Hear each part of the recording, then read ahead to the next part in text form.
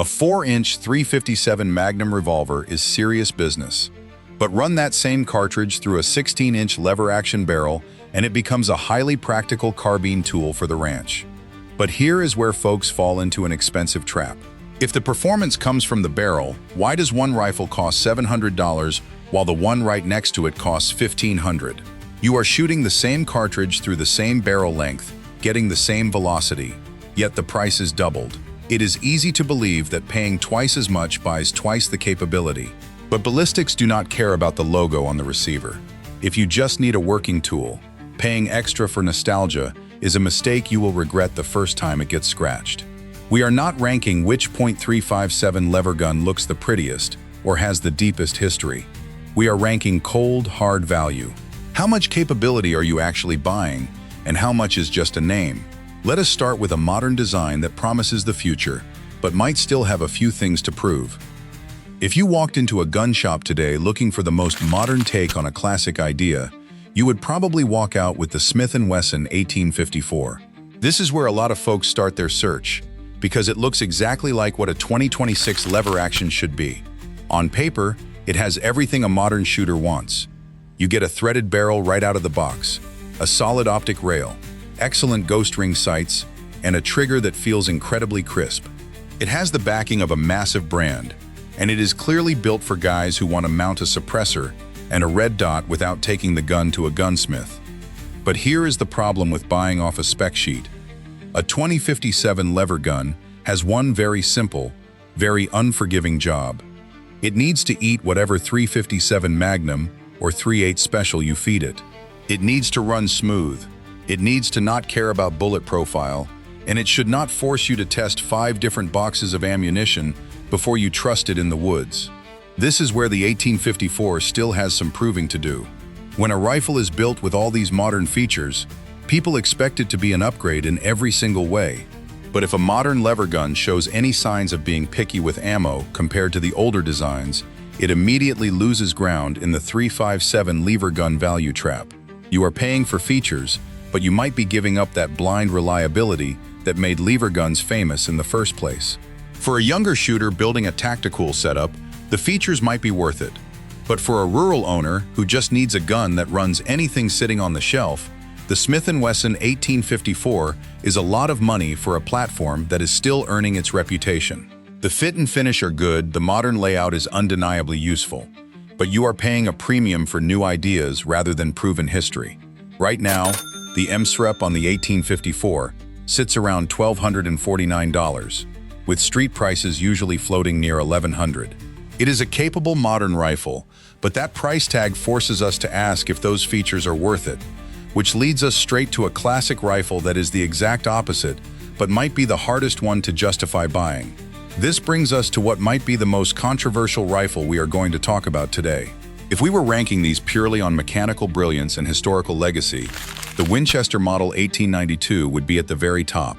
John Browning designed this action, and it is simply one of the best pistol-caliber lever actions ever put to paper. The lockup is incredibly strong, the receiver is compact, and the action is notoriously slick. It is the blueprint that many other rifles have tried to copy. When you pick up a modern Winchester 1892, you immediately feel the quality. The wood-to-metal fit is tight, the bluing is deep, and it feels like a premium piece of machinery. But we are ranking them based on cold, hard value, and this is where the Winchester runs into a wall. The .357 lever gun value trap is real, and this rifle is the poster child for it. When you buy a modern Winchester 1892, you are buying incredible craftsmanship and the pride of ownership. What you are not buying is more performance. It fires the exact same 357 Magnum cartridge as the cheapest gun on this list. It generates the exact same velocity, energy, and effective range. It does not hit twice as hard. Yet, you are paying a massive premium. For a collector, that makes sense.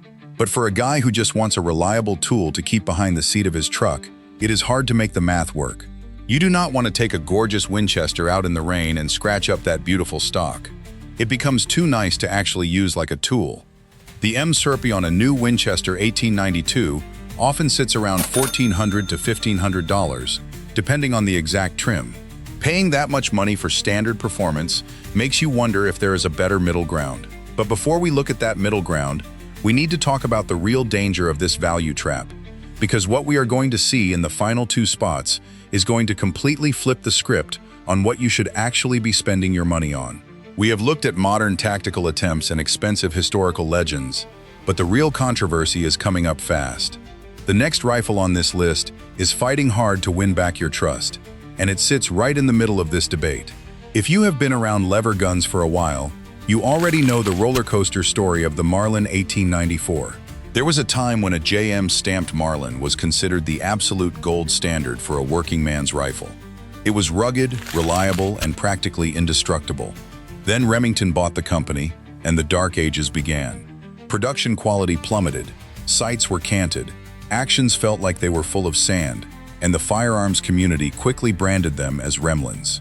Marlin lost a massive amount of trust, and for a lot of older shooters, that betrayal still stings. But then Ruger stepped in, bought the Marlin name, and started building the 1894 all over again.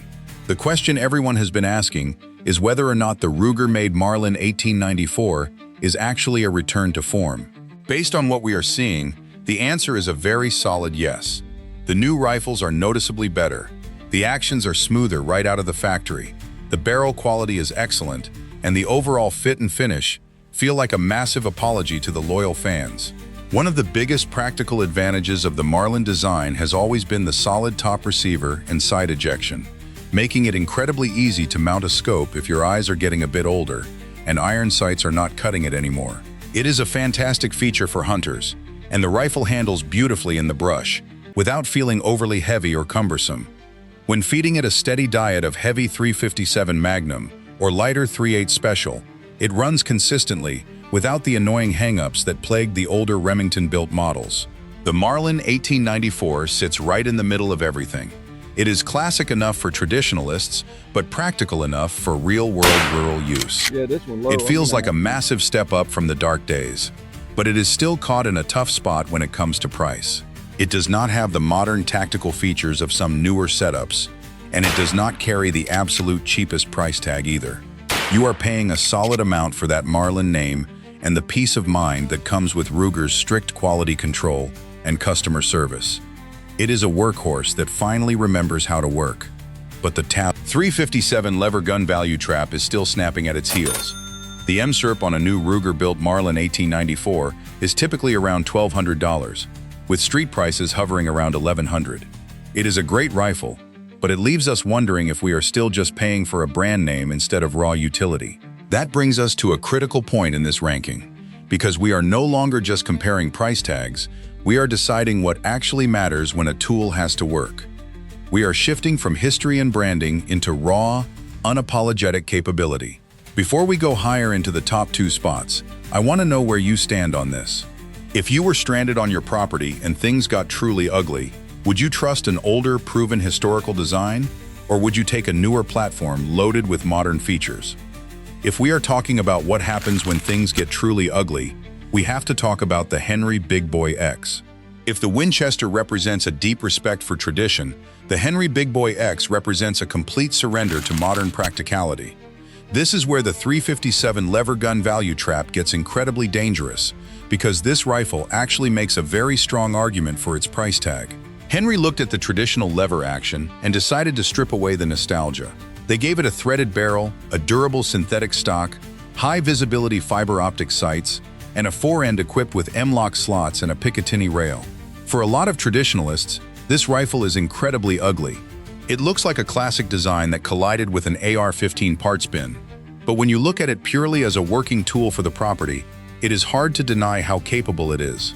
This is where the .357 Magnum cartridge really starts to show its incredible versatility. If you run heavy hardcast 357 Magnum loads, you have a fantastic hard-hitting brush gun for medium game that will drop a deer or a hog in its tracks. But if you thread a quality suppressor onto that barrel and load it with heavy, subsonic .38 Special ammunition, the Henry Big Boy X transforms into one of the quietest, softest shooting long guns you can possibly own. For pest control around the barn at night, livestock protection, or even home defense, a suppressed .38 Special lever gun is a great setup. You get the mechanical, fail-safe reliability of a manually operated action without the blinding muzzle flash or the permanent hearing damage of firing a short-barreled rifle in an enclosed space. You can easily mount a bright white light on the side M-lock slots, throw a rugged red dot on the top rail, and attach a modern quick-adjust sling. It is not just a gun you take out on sunny days to show off to your buddies. It is a dedicated, all-weather piece of farm equipment meant to be used hard. But here is the problem, and the main reason it does not take the #1 spot on this list. The Henry Big Boy X gives you a tremendous amount of capability, but it demands that you actually use those modern features to justify the extra cost. If you live in a state where suppressors are illegal, or if you are an older rural owner who just wants a basic rifle behind the truck seat and has absolutely no intention of bolting flashlights and lasers to your gun, then you are paying a premium for a tactical layout that you simply do not need. The synthetic stock is incredibly durable and ignores bad weather, but it does not have the warmth, the soul, or the classic balance of traditional wood. It is slightly heavier than some of the older, slimmer designs, and it can feel a bit front-heavy if you actually load up that forend with accessories. The action is smooth and Henry has great customer service, but you are buying into a very specific modern ecosystem. The MSRP on a Henry Big Boy X is usually around $1,050, with street prices floating around $950. It gives you every modern tactical feature you could possibly want to solve problems on the ranch, but the rifle sitting at #1 strips all of that away to prove a brutal point about what you actually need. This brings us to the final conclusion of the possible 357 lever gun value trap. This is the rifle that causes the most arguments at the gun counter, and it is the rifle that breaks this entire ranking wide open. The Rossi R92 does not win this list because it is the most beautiful rifle. It does not win because it has the smoothest action out of the box, and it certainly does not win because it carries the most prestigious historical brand name. It wins because it does exactly what a working lever gun is supposed to do, and it does it for half the price of the competition. The Rossi R92 is a Brazilian-made clone of the famous Winchester Model 1892. It uses the exact same brilliantly strong John Browning dual-locking lug design that has been proven over a century of hard use. It is incredibly lightweight, it is lightning fast to point, and it carries very easily in the hand when you are walking a long fence line checking for damage. When you chamber around and pull the trigger, the Rossi R92 pushes that .357 Magnum bullet down a 16 or 20-inch barrel, generating the exact same velocity, the exact same kinetic energy, and the exact same effective range as the $1,500 Winchester sitting in the #4 spot. The game animal, the predator attacking your chickens, and the steel target on the berm cannot tell how much money you spent on your receiver. The ballistic math is absolutely identical regardless of the logo. This is the ultimate reality check for practical rural gun owners. When you need a tool to throw behind the bench seat of your pickup truck or strap to the fender of a tractor, you do not want a delicate museum piece. You want a rugged rifle that you do not have to worry about scratching against a barbed wire fence. If it gets rained on during a storm, you simply wipe it down with an oily rag, load it back up, and keep moving. But to get that incredible financial value, you do have to accept some honest, blue-collar limitations. The fit and finish on a Rossi will never match a Winchester or a newly manufactured Marlin. The wood might be a bit plain and unremarkable, and the wood-to-metal fit can sometimes leave a little bit of a gap. Out of the box, the action is notoriously stiff. It usually requires a good teardown, a thorough cleaning, and a few hundred cycles of the lever while you watch television in the living room to really smooth it out and make it run fast. The factory iron sights are very basic, and mounting a modern scope is much more difficult because the 1892 design ejects the empty brass straight up and out of the top of the receiver. It is a raw, unrefined, mechanical tool. But for a practical shooter who values utility over luxury, those compromises are incredibly easy to swallow when you look at the price tag.